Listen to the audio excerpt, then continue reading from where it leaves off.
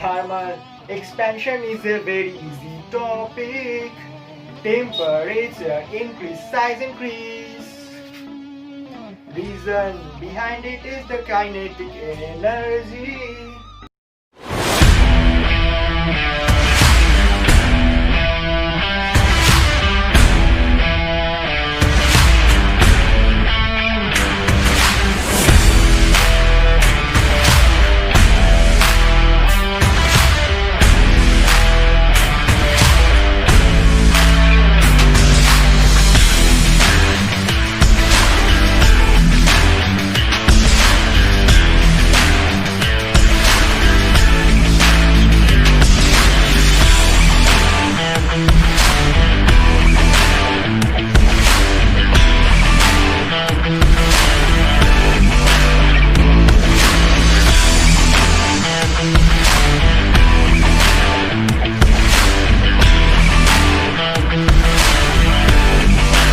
Our best teachers are our last mistake. অর্থাৎ আমাদের যে ভুল সেই ভুলগুলোই আমাদেরকে শিক্ষা দেয়। এই ফেমাস কোটটি হলো স্যার এপিজে আব্দুল কালামের। So welcome back everyone, welcome to the simplified concepts. আমি জয়দীপ রায়, এই চ্যানেলে আমি ফিজিক্সের পার্টটা পড়াই। তো প্রথমেই তোমাদের সবার কাছে ক্ষমা চেয়ে নিচ্ছি যে এতদিন কোনো ভিডিও আপলোড না করায়। না, তোমাদের কথা আমি ভুলে যাইনি, আসলে নিজের কাজে কিছুটা ব্যস্ত ছিলাম আর তোমাদের জন্য একটা স্পেশাল জিনিস রেডি করছি। সেই জিনিসটা এই ভিডিওতে হবে না, সেটা পরের ভিডিওতে সেই জিনিসটা তোমাদেরকে দেখাবো। তো আর লেট না করে শুরু করি। আগের দিন আমরা প্রথমেই পড়েছিলাম থার্মাল এক্সপ্যানশন।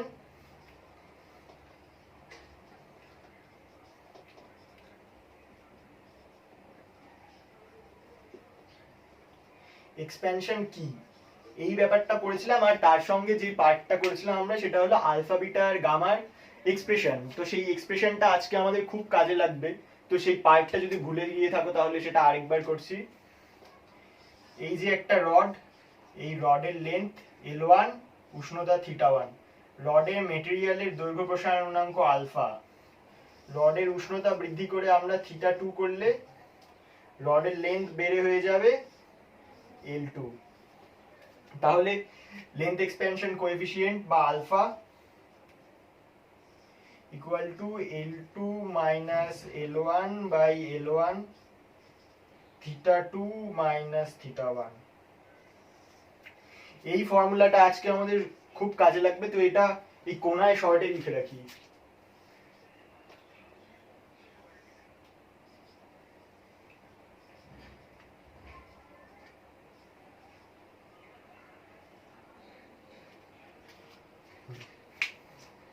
তো আজকে ফার্স্টেই আমরা যেটা করব সেটা হলো আলফা বিটা আর গামার মধ্যে রিলেশন প্রতিষ্ঠা। তো সেটা এখন শুরু করি। আলফা বিটা গামার রিলেশন প্রতিষ্ঠা করার জন্য প্রথমেই আমাদেরকে একটা কিউব ড্র করে নিতে হবে।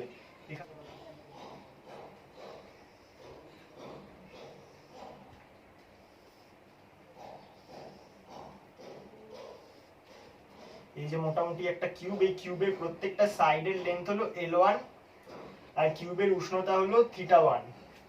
তাহলে কিউবের প্রত্যেকটা সারফেস, এই সারফেস, এই সারফেসের এরিয়া S1 হলে S1 ইকুয়াল টু কত L1 এর স্কয়ার, আর কিউবটার ভলিউম V1 ইকুয়াল টু কত L1 এর কিউব।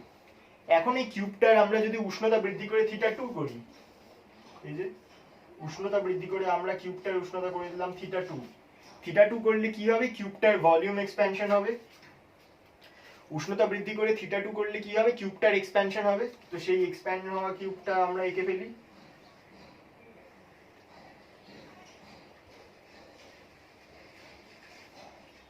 এই যে এই কিউবটা এখন এই কিউবে পরিণত হয়ে গেল, যার সাইড লেন্থ হলো L2, এই সারফেসটার এরিয়া চেঞ্জ হয়ে গেল S2। তাহলে S2 ইকুয়াল টু কত হবে L2 স্কয়ার, আর ভলিউম V2 ইকুয়াল টু কত হবে L2 এর কিউব। এখন দেখো এই কিউবের যদি লিনিয়ার এক্সপ্যানশন কোএফিসিয়েন্ট আলফা হয় তাহলে আমরা কি লিখতে পারি? L2 equal to L1 1 plus alpha θ2 minus θ1। এটা আমরা লিখতে পারি এই যে এই ফর্মুলাটা থেকে। এখন এই θ2 মাইনাস θ1 কে ক্যালকুলেশনের সুবিধার জন্য থিটা ধরে নিলাম। তাহলে L2 কি দাঁড়াচ্ছে, L1 1 প্লাস আলফা থিটা।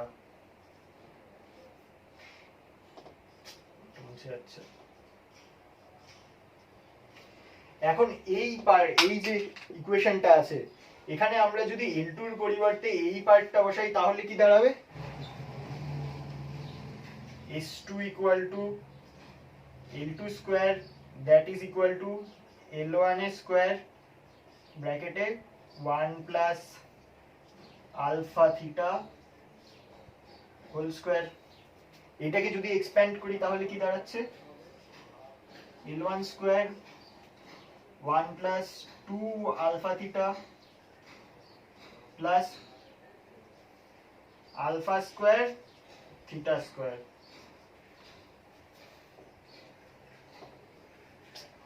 লেখাটাই মুছে যাচ্ছে। এখন দেখো আলফার ভ্যালু আমরা কি দেখেছিলাম, আলফা বিটা আর গামা তিনটারই ভ্যালু ছিল 10 টু দি পাওয়ার -5 এর রেঞ্জে। তাহলে আলফা স্কয়ারের ভ্যালু কত থাকবে, আলফা স্কয়ারের ভ্যালুটা হবে 10 টু দি পাওয়ার -10 এর রেঞ্জে, অর্থাৎ কত, 1000 কোটি ভাগের 1 ভাগ। তার মানে এই যে আলফা স্কয়ার থিটা স্কয়ার এটা খুবই ছোট হবে। তাই খুবই ছোট হওয়ার কারণে এই পার্টটাকে আমরা নেগলেক্ট করতে পারি।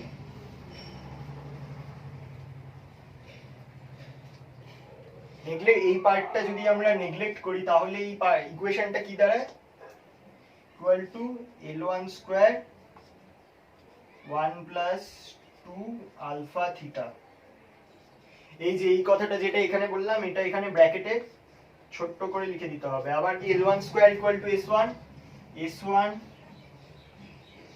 1 প্লাস 2 আলফা থিটা। আবার দেখো S2 ইকুয়াল টু কি আমরা জানি, S2 equal to S1 1 plus beta theta. এখন এই ইকুয়েশন আর এই ইকুয়েশন যদি আমরা তুলনা করি তাহলে কি পাচ্ছি, বিটা ইকুয়াল টু, এখানে দেখো বিটার পরিবর্তে 2 আলফা রয়েছে, অর্থাৎ বিটা ইকুয়াল টু 2 আলফা। এটাই হলো বিটা আর আলফার মধ্যে সম্পর্ক। এখন আমরা একইভাবে আলফা আর গামার মধ্যে সম্পর্ক বের করব। তো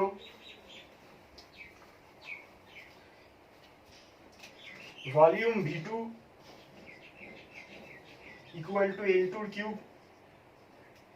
এখানে L2 এর পরিবর্তে যদি আমরা L1 এর পার্টটা বসিয়ে দিই তাহলে কি হবে, L1 এর কিউব 1 প্লাস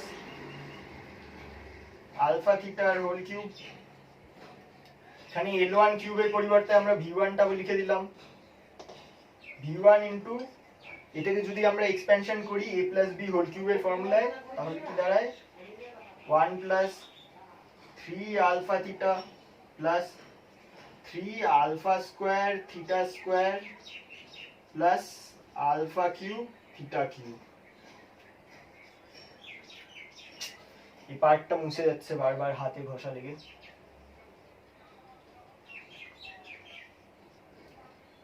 তো এই সেম কারণে এখানে এই দুটো পার্টও নেগলেক্ট করা যাবে, কারণ এটার ভ্যালু 10 টু দি পাওয়ার -10 এ, এটার ভ্যালু 10 টু দি পাওয়ার -15 এ, এটা আরো ছোট। এই দুটো পার্ট যদি আমরা নেগলেক্ট করে দেই তাহলে কি দাঁড়াচ্ছে, V2 equal to V1 into 1 plus 3 alpha theta. আবার V2 এর ক্ষেত্রে ইকুয়েশনটা কি, V2 equal to V1 1 plus gamma theta. এটা আমরা গামার সংজ্ঞা থেকে পাই। তাহলে এটা এখানে দেখো আর এখানে দেখো, গামার পরিবর্তে এখানে আছে 3 আলফা, তাহলে আমরা লিখতে পারি গামা ইকুয়াল টু 3 আলফা। অর্থাৎ কি দাঁড়াচ্ছে, গোটা পার্টটা যদি আমরা শর্টে দেখি,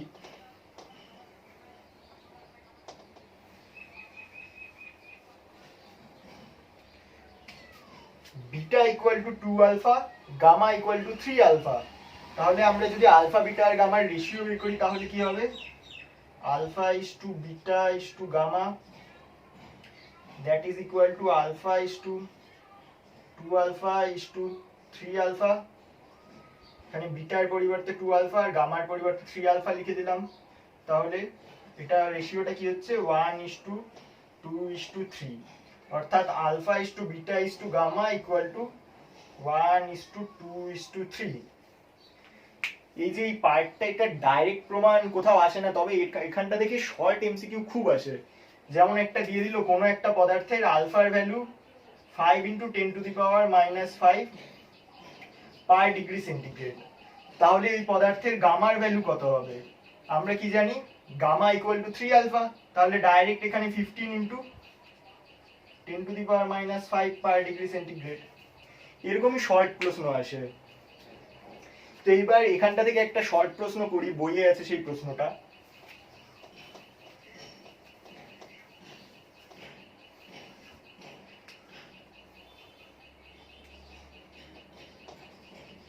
beta is to gamma equal to 1:2:3। তো প্রশ্নটা হলো কোন একটি পদার্থের দৈর্ঘ্য প্রসারণ যদি কোন একটি পদার্থের উষ্ণতা আমরা 50 ডিগ্রি সেন্টিগ্রেড বৃদ্ধি করলে তার দৈর্ঘ্য প্রসারণ হলো 0.2%, তাহলে সেই পদার্থের ক্ষেত্রে গামার ভ্যালু কত? এখন দেখো আমরা কি জানি দৈর্ঘ্য প্রসারণের ক্ষেত্রে, এটা একটু বড় করে করছি, পরের থেকে শর্টে করব। L2 - L1 equal to L1 θ2 - θ1।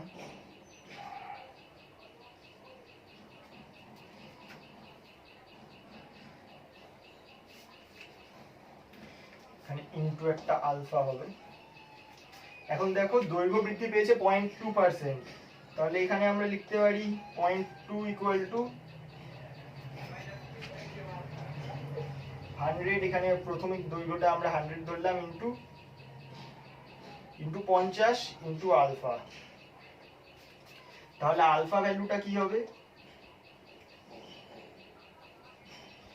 0.2 divided by 100 into 50, এটা হলো আলফার ভ্যালু। এখন গামা ইকুয়াল টু কত?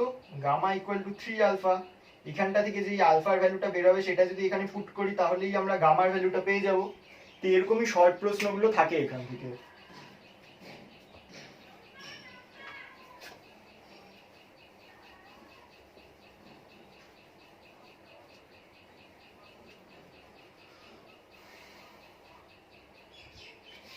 দেখো এইবার যে কনসেপ্টটা করাবো সেটা একটু মনোযোগ দিয়ে শোনো, কেননা এই কনসেপ্টটা খুবই ইম্পর্টেন্ট।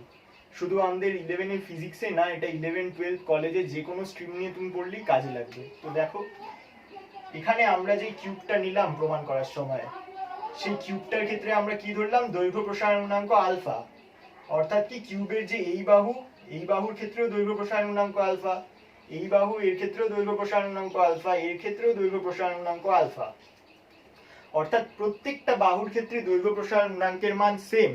তাহলে কি হবে? প্রত্যেকটা বাহুর যে এক্সপ্যানশন, এই যে এই বাহুটার যে দৈর্ঘ্য বৃদ্ধি হয়ে এটা হয়েছে, এটার দৈর্ঘ্য বৃদ্ধি পেয়ে এটা হয়েছে, এগুলো সব সমান হবে। অর্থাৎ যে কিউবটা, এই কিউবটা যে প্রসারিত হয়ে এটা হয়েছে, এটার প্রসারণ সব দিকে সমান হবে। এই ধরনের প্রসারণকে বলা হয় সমদৈশিক প্রসারণ।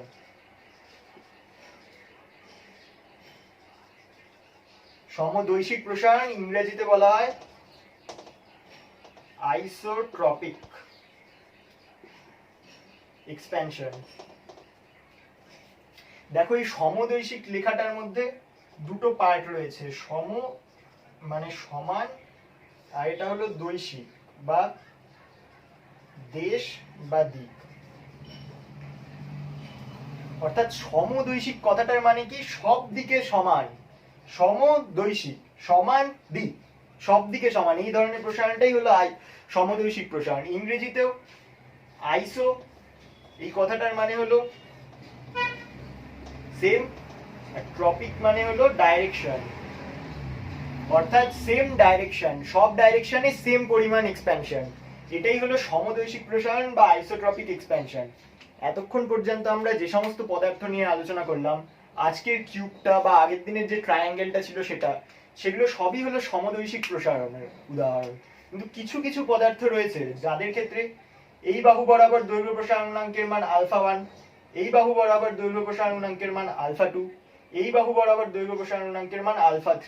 অর্থাৎ বিভিন্ন দিকে দৈর্ঘ্য প্রসারণ গুণাঙ্কের মান বিভিন্ন। এর ফলে কি হবে, এই বাহুটার একটা এক্সপ্যানশন হবে, এই বাহুটার আরেকটা এক্সপ্যানশন, এটার আরেকটা এক্সপ্যানশন হবে। তো অর্থাৎ কি বিভিন্ন দিকে বিভিন্ন ধরনের এক্সপ্যানশন হবে।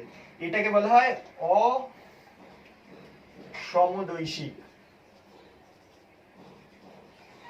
অর্থাৎ সমদৈশিকের ঠিক বিপরীত, জাস্ট সামনে একটা অসমদৈশিক, অসমান। ইংরেজিতে বলে অ্যানআইসোট্রপিক। অ্যান কথাটার মানে হলো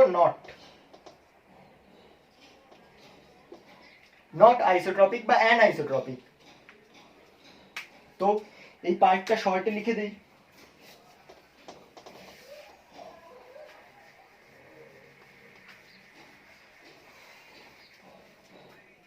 লাস্ট পার্টটা করতে করতে জাস্ট কারেন্টটা চলে গেল। তো যাই হোক, আমরা কি দেখলাম, সমদৈশিক বা ইংরেজিতে আইসোট্রপিক। এই কথাটার মানে কি, এর মানে হলো সব দিকে সমান। আর এটার ঠিক বিপরীত হলো অসমদৈশিক বা ইংরেজিতে অ্যানআইসোট্রপিক, মানে সব দিকে সমান নয়। এই সমদৈশিক আর অসমদৈশিকের কনসেপ্টটা, এটা সারা জীবন তোমাদের কাজে লাগবে। তো এবার আমরা অসমদৈশিক প্রসারণ রিলেটেড কয়েকটা প্রবলেম সলভ করব।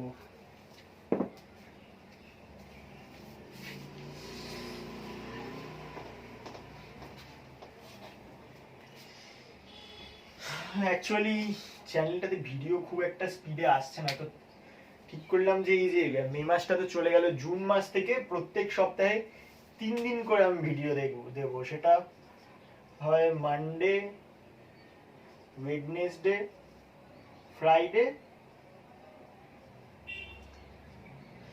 আর অল্টারনেট একটা উইকে দেব টিউসডে, থার্সডে আর স্যাটারডে। তো এরকম করে এক উইকে হবে মানডে, ওয়েডনেসডে, ফ্রাইডে, এই 3 দিন, আর অন্য উইকে হবে টিউসডে, থার্সডে, স্যাটারডে। এরকম করে অল্টারনেট করে উইকে 3টে করে ভিডিও দেব। আর মাসের 2টো সানডে একটু পড়াশোনার বাইরে অফ টপিকে ভিডিও হবে। তো যাই হোক, তো এই উইকে আমি টিউসডে, থার্সডে আর স্যাটারডে এই 3 দিন ভিডিও বানাবো। তো সেই হিসাবে তোমরা নোটিফিকেশন অন করে রেখো। তো এবার আবার পড়াশোনায় ফিরে আসি। তো এই যে এবার যে প্রশ্নটা করব, এই প্রশ্নটা ব্রড আকারে 11 এর ফাইনাল এক্সামেও খুব আসে, আর এটার যে প্রুফটা তার উপরে ভিত্তি করে শর্ট এমসিকিউ খুব আসে জেই বা নিটে। তো প্রশ্নটা হলো, এই যে একটা বর্গাকার পাত, এর এই বাহু বরাবর দৈর্ঘ্য প্রসারণ গুণাঙ্কের মান α1, এই বাহু বরাবর দৈর্ঘ্য প্রসারণ গুণাঙ্কের মান α2। এখন এই বর্গাকার পাতের যে ক্ষেত্র প্রসারণ গুণাঙ্ক বিটা, সেই বিটার ক্ষেত্রে আমাদেরকে প্রমাণ করতে হবে বিটা ইকুয়াল টু α1 প্লাস α2। তো এই প্রমাণটা আমরা শুরু করি। এই যে এটা একটা বর্গাকার পাত, এটা কি এই বাহু বরাবর দৈর্ঘ্য প্রসারণ গুণাঙ্কের মান α1, এই বাহু বরাবর দৈর্ঘ্য প্রসারণ গুণাঙ্কের মান α2। অর্থাৎ উষ্ণতা যদি আমরা থিটা পরিমাণ বৃদ্ধি করি, এই বাহুর একটা বৃদ্ধি হবে, এটা হয়ে যাচ্ছে, এই বাহুটার এক সমান দৈর্ঘ্য বৃদ্ধি হবে, আবার এইটার আলাদা পরিমাণ দৈর্ঘ্য বৃদ্ধি হবে। তার ফলে কি, এই যে একটা স্কোয়ার রয়েছে, এই স্কোয়ারটা একটা রেক্ট্যাঙ্গেল হয়ে যাবে। এই দিক বরাবর দৈর্ঘ্য প্রসারণ গুণাঙ্ক α1, দিক বরাবর দৈর্ঘ্য প্রসারণ গুণাঙ্ক α2। এই যে স্কোয়ারটা যে একটা রেক্ট্যাঙ্গেল হয়ে যাবে, এইটা থেকেও শর্ট প্রশ্ন আসতে পারে যে কোনো একটা বর্গাকার পাতের এই দিককার বাহু বরাবর দৈর্ঘ্য প্রসারণ গুণাঙ্ক α1, এই দিক বরাবর α2, উষ্ণতা বৃদ্ধি করলে বা হ্রাস করলে স্কোয়ারটার কি পরিবর্তন হবে? তো স্কোয়ারটা সেক্ষেত্রে একটা আয়তক্ষেত্র হয়ে যাবে। তো এই বরাবর দৈর্ঘ্য ধরি আমরা l, আর এখানটার ক্ষেত্রে এই বাহুটার দৈর্ঘ্য বৃদ্ধি পেয়ে হয়েছে l1, এটার দৈর্ঘ্য বৃদ্ধি পেয়ে হয়েছে l2। তাহলে l1 ইকুয়াল টু কি, l1 equal to l into 1 plus α1 theta. একইভাবে l2 equal to l into 1 plus alpha 2 theta.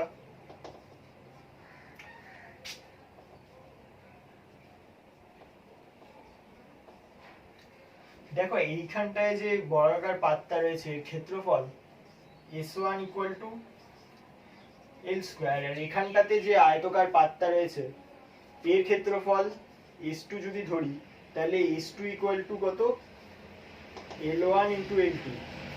এখন আমরা L1 এর পরিবর্তে যদি এই পার্টটা আর L2 এর পরিবর্তে এই পার্টটা বসাই তাহলেই আমাদের কোশ্চেনটা সলভ হয়ে যাবে।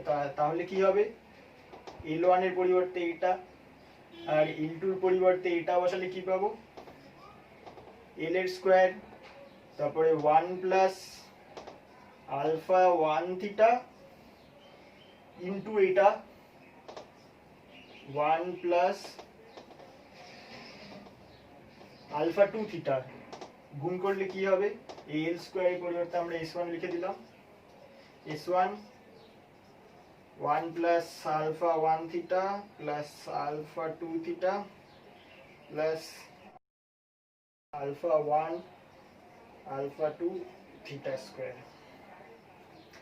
এটাকে আমরা এইভাবে লিখতে পারি, S1 into 1 plus alpha 1 plus alpha 2 theta plus alpha 1 alpha 2 theta square. দেখো আলফা 1 আর আলফা 2 দুটার ভ্যালু 10 টু দি পাওয়ার -5 এর রেঞ্জে, তাহলে এই পার্টটার ভ্যালু 10 টু দি পাওয়ার -10 এর রেঞ্জে হবে, তাহলে এই পার্টটাকে আমরা নেগলেক্ট করে দিতে পারি। তাহলে কি দাঁড়াচ্ছে, S2 equal to S1 1 plus alpha 1 plus alpha 2 into theta. আবার এটার ক্ষেত্র প্রসারণাঙ্ক যদি বিটা হয় তাহলে S2 equal to S1 into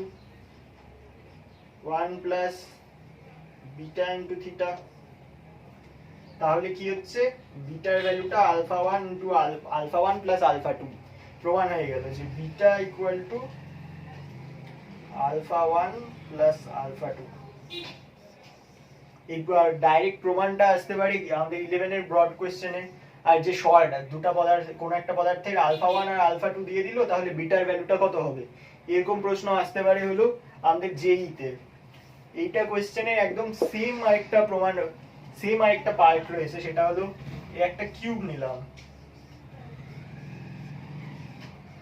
কিউবের এই বাহু বরাবর দৈর্ঘ্য প্রসারণাঙ্ক আলফা 1, এটা বরাবর আলফা 2 আর এটা বরাবর আলফা 3 হলে প্রমাণ করো gamma equal to alpha 1 plus alpha 2 plus alpha 3।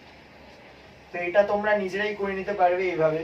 তো এই দুটো প্রশ্নের মধ্যে যে কোনো একটা প্রায় প্রতি বছরই আমাদের 11 এর বোর্ডে থাকে, বা এগুলো থেকে এমসিকিউ কোশ্চেনটা আসেই জয়েন্টে।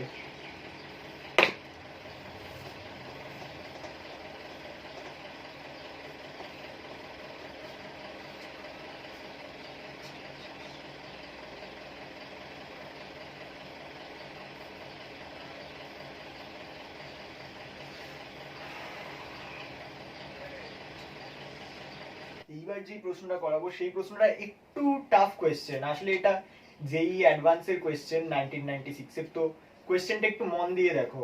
তো প্রশ্নটা হলো কি, একটা সমবাহু ত্রিভুজ রয়েছে, তো একটা সমবাহু ত্রিভুজ ড্র করি।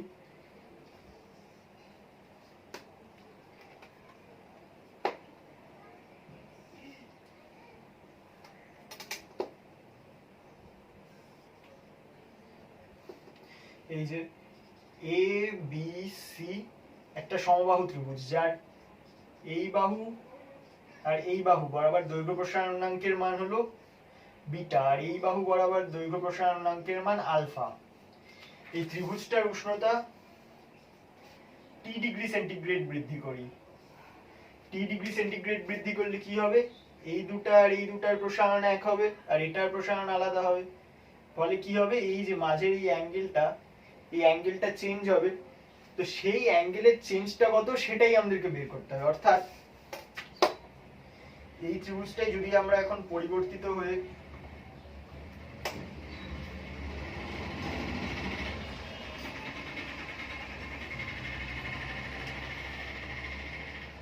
এ ড্যাশ বি ড্যাশ আর সি ড্যাশ হয়ে থাকে, তাহলে আমাদের কোয়েশ্চেনটা হলো angle C dash minus angle C এর ভ্যালুটা কত, তো এটাই হলো প্রশ্ন। তো কোয়েশ্চেনটা সলভ করার জন্য ফার্স্টেই আমাদেরকে এখান থেকে একটা লম্ব ড্র করতে হবে। তো এখান থেকে এডি এর উপরে একটা লম্ব এডি ড্র করলাম,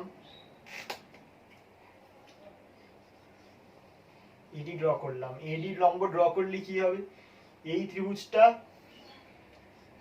আর এই যে এই ত্রিভুজটা, এই ত্রিভুজ দুটো সর্বসম হবে। তাহলে কি এডি ইকুয়াল টু কি হবে, এবি বাই 2, আর অ্যাঙ্গেল এসিডি ইকুয়াল টু কত, half into angle C, that is equal to half into pi by 3।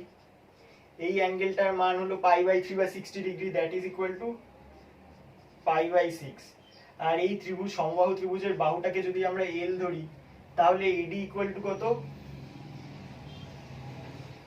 L by 2। এখন এই ত্রিভুজের ক্ষেত্রেও কি হবে, এই এডি লম্বটাতে এরকম থাকবে লম্ব, এখানে ঠিকঠাক হলো না ড্রয়িংটা।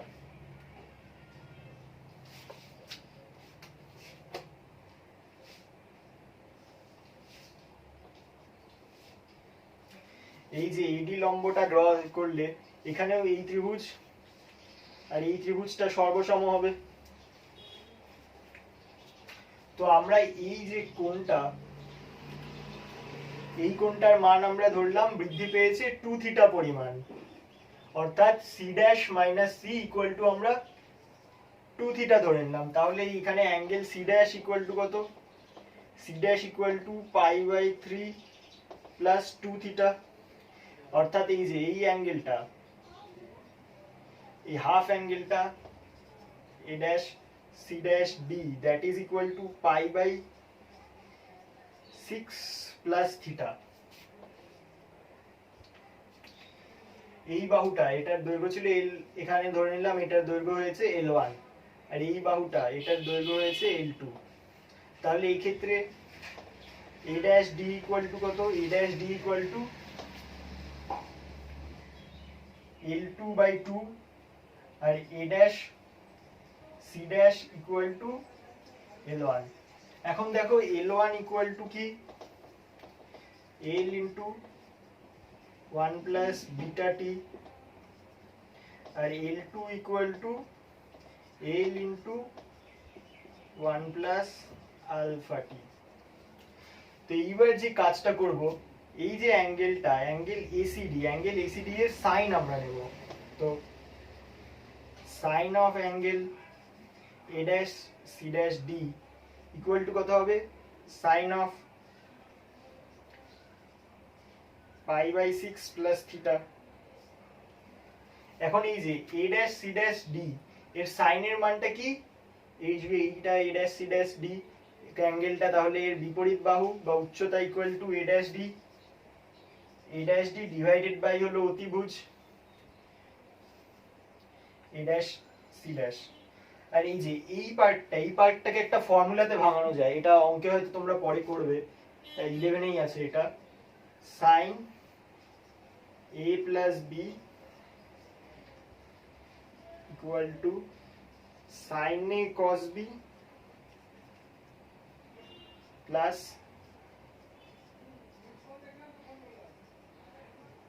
Cause A sine B. বারবার লেখা মুছে যাচ্ছে।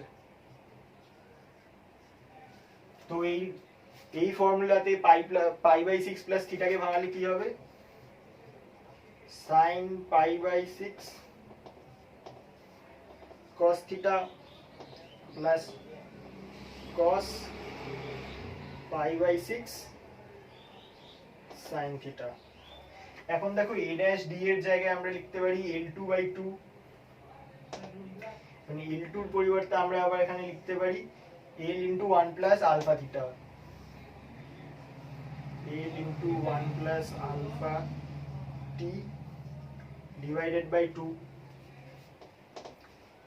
তাহলে এখানে L into 1 plus alpha t divided by 2, আর a ড্যাশ c ড্যাশের জায়গায় কি লিখতে পারি, l into 1 plus beta t. আবার দেখো sin পাই বাই 6 এর জায়গায় আমরা লিখতে কি পারি, sin পাই বাই 6 অর্থাৎ sin 30 ডিগ্রি। sin 30 ডিগ্রি এর মান হলো হাফ ইনটু, এই পার্টটা আমি একটু পরে বলছি, প্লাস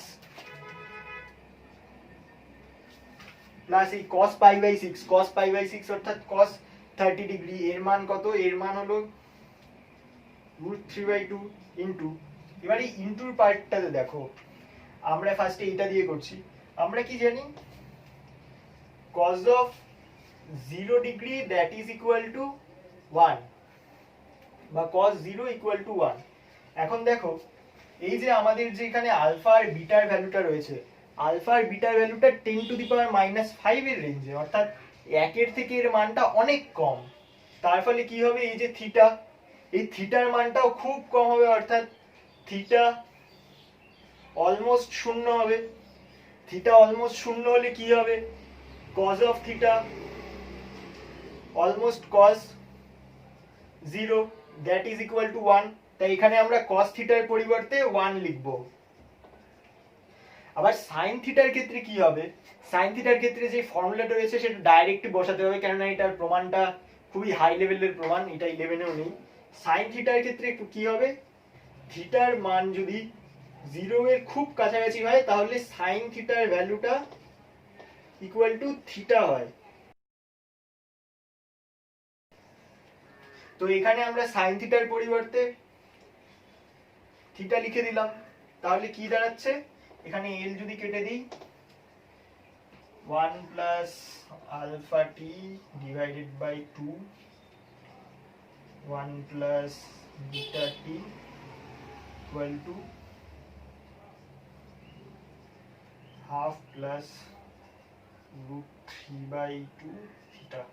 এদিকে হাফ হাফ সব কেটে গেল, তাহলে কি হচ্ছে, কি লিখতে পারি, √3 theta plus 1 equal to 1 plus alpha t divided by 1 plus beta t, √3 theta equal to 1 plus alpha t by 1 plus beta t minus 1, that is √3 theta equal to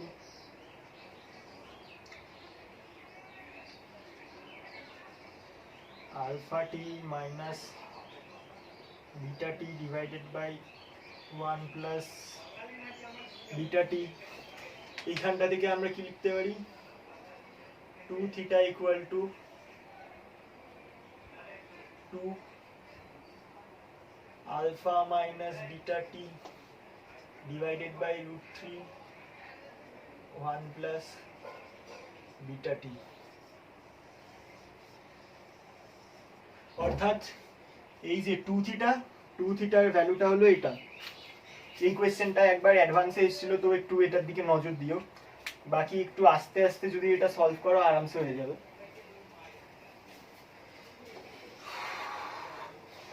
একটা যথেষ্টই টাফ কোয়েশ্চেন ছিল। এইবার একটা জিনিস তোমাদেরকে দেখাই, যেটার জন্য এই ভিডিওটা আসতে মেইনলি লেট হলো। তো মেইন জিনিসটা নেক্সট ভিডিওতে এই চ্যাপ্টারটা শেষ হয়ে গেলে তারপরে দেখাবো, বা এখন এটার একটা ডেমো দেখাচ্ছি, দেখো তোমাদের ভালো লাগে কিনা। Thermal expansion is a very easy topic. Temperature increase, size increase. Reason behind it is the kinetic energy of particle increase with temperature. ডেমোতে সুরের একটু গন্ডগোল হয়ে গেল লাস্টে, তো ফাইনাল কাট আস্তে আস্তে সেটুকুনিটা ঠিক হয়ে যাবে। তো এবার একটু কনসেপ্টের প্রশ্ন করি কয়েকটা সলভ। এই প্রশ্নগুলো ডাইরেক্ট এক্সামে আসে না, তবে এগুলো চ্যাপ্টারে নিজে কতখানি বুঝলাম সেটা ইভ্যালুয়েশনের জন্য খুব হেল্প করে। তো অনেকগুলোই কনসেপচুয়াল প্রশ্ন হয় এই চ্যাপ্টারে, তো তার মধ্যে মেইনলি দুটোই করাবো আমি। তো ফার্স্ট যে কোয়েশ্চেনটা হলো, একটা বোতল রয়েছে, এই যে একটা বোতল, এর দৈর্ঘ্য প্রসারণাঙ্ক হলো আলফা 1। আর বোতলের একটা ছিপি রয়েছে, ছিপিটার দৈর্ঘ্য প্রসারণাঙ্কের মান হলো আলফা 2। কারণ হয়েছে কি, এই ছিপিটা বোতলের মুখে আটকে গেছে। এখন ছিপিটাকে বোতলের মুখ থেকে কি করে আমরা বের করব, সেটাই হলো এই প্রশ্ন। তো এই ক্ষেত্রে আমাদেরকে সম্পর্ক দেওয়া থাকে, ধরে নিলাম এখানে আলফা 1 আর আলফা 2 এর মধ্যে সম্পর্ক দেওয়া থাকে। ধরে নিলাম এক্ষেত্রে alpha 1 greater than alpha 2। Alpha 1 greater than alpha 2 হলে কি হবে, উষ্ণতা যদি আমরা বৃদ্ধি করি তাহলে বোতলের প্রসারণটা কি হবে, বোতলের প্রসারণটা এইটার প্রসারণের থেকে বেশি হবে। তাহলে উষ্ণতা যদি আমরা বৃদ্ধি করি তাহলে কি হবে, আরো টাইট ভাবে বোতলটা ছিপির সাথে বোতলের মুখে ছিপিটা আটকে যাবে। অর্থাৎ এক্ষেত্রে উষ্ণতা বৃদ্ধি করলে ছিপিটা বের হবে না, কিন্তু উষ্ণতা যদি আমরা হ্রাস করি তাহলে কি হবে, এই যে বোতলটা যেটা রয়েছে, বোতলের সংকোচন ছিপির তুলনায় বেশি হবে। তাহলে এক্ষেত্রে কি হবে, এক্ষেত্রে ছিপির যে আকার সেটা বোতলের মুখের আকারের থেকে বেশি হবে। ফলে কি, সহজেই ছিপিটাকে আমরা বোতলের মুখ থেকে বের করে নিতে পারবো। অর্থাৎ এক্ষেত্রে গোটা যে বোতলটা রয়েছে সেটাকে ঠান্ডা করতে হবে, তাহলে বোতল থেকে ছিপিটাকে আলাদা করা যাবে। আবার এই সম্পর্কটা যদি উল্টো হতো, যে আলফা 2 গ্রেটার দেন আলফা 1, তাহলে কি হতো, যদি আমরা বোতলটাকে গরম করতাম তাহলে ছিপিটার প্রসারণ বেশি হতো, বোতলের প্রসারণ কম হতো। তাহলে কি, গরম করলেই ছিপিটাকে সহজে বের করে নিয়ে যাওয়া যেত। এটাই হলো প্রথম কনসেপচুয়াল কোয়েশ্চেন। তো এরকম অনেক প্রশ্ন বইয়ে পাবে, সেটা সলভ করে নিও। নেক্সট যে কোয়েশ্চেনটা করাচ্ছি, এই কোয়েশ্চেনটা কাজে লাগে খুব, সেটা হলো দ্বিধাতব পাত বা বাইমেটালিক স্ট্রিপের কোয়েশ্চেন। তো দ্বিধাতব পাত কি, এক্ষেত্রে কি করা হয়, এই যে একটা ধাতুর পাত যার দৈর্ঘ্য প্রসারণাঙ্কের মান আলফা 1, আর এই যে আরেকটা ধাতুর পাত যার দৈর্ঘ্য প্রসারণাঙ্কের মান হলো আলফা 2। এই দ্বিধাতব পাতের ক্ষেত্রে কি করা হয়, এই যে আলফা 1 আর আলফা 2 বিশিষ্ট যে ধাতব পাত দুটো রয়েছে সেগুলোকে একসঙ্গে জয়েন্ট করে দেওয়া হয়, ঝালাই করে বা রিভেট করে, মানে এদের মাঝে কাঠি ঠুকে এগুলোকে একসঙ্গে জয়েন করে দেওয়া হয়। এটাই হলো দ্বিধাতব পাত। এখন জয়েন করে দিলে কি হবে দেখো, যদি আমরা এটার উষ্ণতা বৃদ্ধি বা হ্রাস করি তাহলে কি, alpha 1 not equal to alpha 2, তাহলে কি হবে, এই দণ্ডটার প্রসারণ আর এই দণ্ডটার প্রসারণ কি হবে, আলাদা হবে। তাহলে অর্থাৎ এইটার প্রসারণ পেয়ে যদি ধরে নিলাম এতখানি হলো, তাহলে এইটার প্রসারণ আলাদা হবে। এটা ধরে নিলাম প্রসারণ পেয়ে এতটুকুনি হলো। এর ফলে কি হবে, যেহেতু এই দুটা যুক্ত করা রয়েছে, তারপরে কি হবে, এই গোটা জিনিসটা এরকম করে বেঁকে যাবে।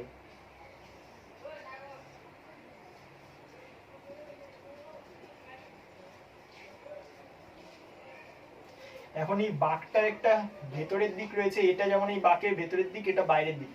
এখন কোন ধাতুর পাতটা বাঁকের ভেতরের দিকে থাকবে আর কোনটা বাইরের দিকে থাকবে, সেটাই হলো আমাদের প্রশ্ন।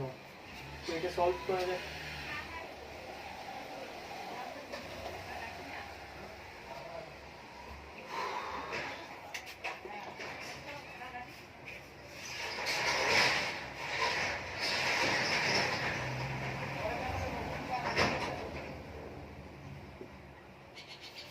এই যে একটা দ্বিধাতব পাত, যার এটার দৈর্ঘ্য প্রসারণাঙ্ক আলফা 1, এটার দৈর্ঘ্য প্রসারণাঙ্ক আলফা 2। ধরে নিলাম আলফা 1 গ্রেটার দেন আলফা 2, তাহলে কি হবে, উষ্ণতা যদি আমরা বৃদ্ধি করি তাহলে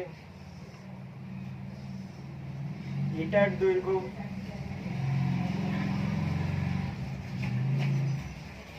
এই আলফা 1 এর দৈর্ঘ্য কি হবে, এই যে একটা আলফা 2টা রয়েছে, এই আলফা 2 এর তুলনায় বেশি হবে। তাহলে কি হবে, বাঁকের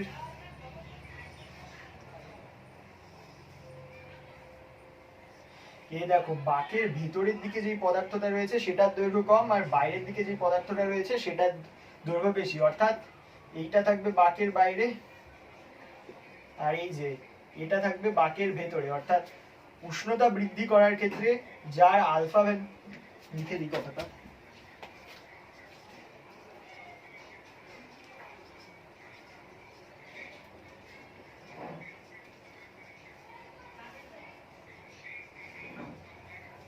করলে যার আলফা ভ্যালুটা কম, আলফা কম,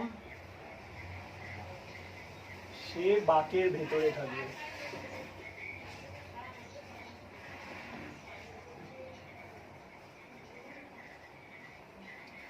আবার দেখো আমরা যদি উষ্ণতাটা হ্রাস করি তাহলে কি হবে, এটার দৈর্ঘ্য সংকোচনটা বেশি হবে, এটার দৈর্ঘ্য এটা, আর এটার দৈর্ঘ্য সংকোচনটা কম হবে, এটার দৈর্ঘ্য হয়ে গেল এটা।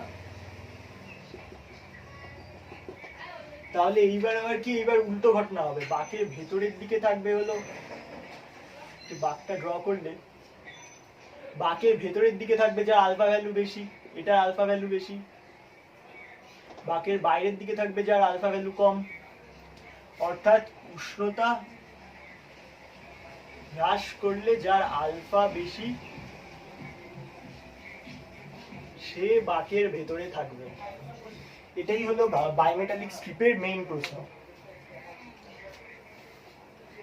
তো বায়োমেটালিক স্ট্রিপের থেকে আরেকটা কঠিন প্রশ্ন হয় মোটামুটি এটার উপরে ভিত্তি করে। তো সেই প্রশ্নটা কি আজকে আর করবো? ভিডিওটা অনেকটাই লম্বা হয়ে গেল, থাক এই প্রশ্নটা আর আজকে করবো না, নেক্সট ভিডিওতে ওটা করবো। আর বাকি যে সমস্ত টপিক থাকলো সেটা করে এই চ্যাপ্টারটা শেষ করে দিব। তো